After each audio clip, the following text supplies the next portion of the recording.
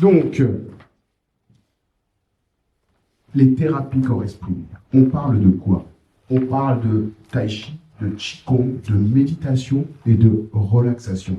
Alors, je vais commencer par cette slide avec le tai chi, qui est considéré comme un art martial interne. D'ailleurs, dans le mot tai chi, alors, il y a le chi de l'énergie, mais il y a aussi le mot tai qui veut dire, en chinois, ce qui fait référence à un art suprême de la boxe. Alors, c'est compliqué à traduire parce que souvent, les Chinois, il y a certains termes qui veulent signifier plusieurs choses en même temps. Et parfois, il faut une phrase pour définir ce terme.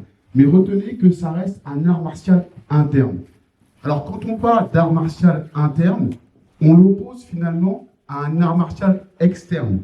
Art martial externe, ça va être tout ce qui est karaté, judo, ça va être également du kung-fu, où là, on développe les muscles.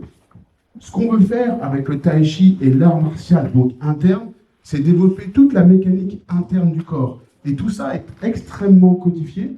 Et ce qu'on cherche à sentir, surtout, ça va être les fameux fascias.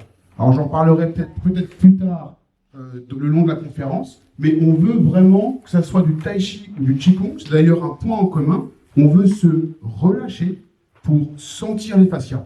Et les fascias, comme vous le savez peut-être, ont des effets thérapeutiques importants.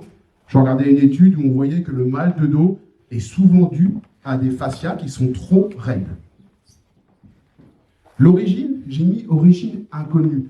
C'est vrai que par rapport au Qigong, où on arrive à cibler, on le verra tout à l'heure, une origine de 4 à 5 000 ans, ici, le Tai Chi, c'est souvent inconnu. Donc, parfois, les auteurs parlent de 17e siècle, parfois, les auteurs parlent de 15e siècle, mais il se peut que le Tai Chi soit aussi vieux que le Qigong. C'est surtout pour la santé. Même si le Tai Chi est un art martial interne et que certains veulent l'utiliser pour se défendre, ou que certains d'ailleurs l'ont fait au XVIIIe siècle, aujourd'hui, on l'utilise beaucoup pour la santé. Il est très populaire en Asie et il est effectivement de plus en plus populaire également en France. 5 familles, 5 variantes, parce que le Tai Chi s'est développé avec des grandes familles.